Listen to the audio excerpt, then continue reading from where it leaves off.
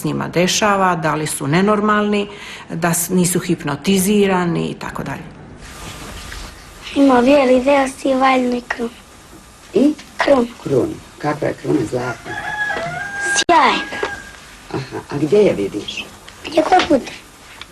Bez obzira gdje si u ta doba, u koliko sati? U 6. Uvijek u 6. Kad si kod kuće? A gdje dođe kad si kod kuće? Kuće. Gdje je kuća? Gdje god bude? Jel ti nešto kaže? Je. Šta? Pita me za bolesne. Da ti to malo ne lagiš, a? Koga? Mene.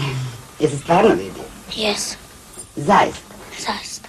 Svi smo na tu vijest da se u Ijakovićima, župi Međugorja, ukazala Gospa bili zatečeni, zbunjeni, iznenađeni. Reagirali smo s nevjericom.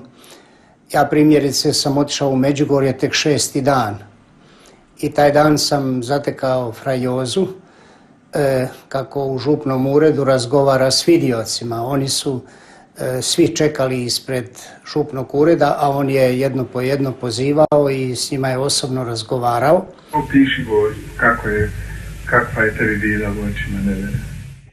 Gospe su oči bile plave i bila joj je bijela marama na glavi i donio je siva haljina. Mnoge se nisu mogle vidjeti zato od haljine, jer je haljina bila duga.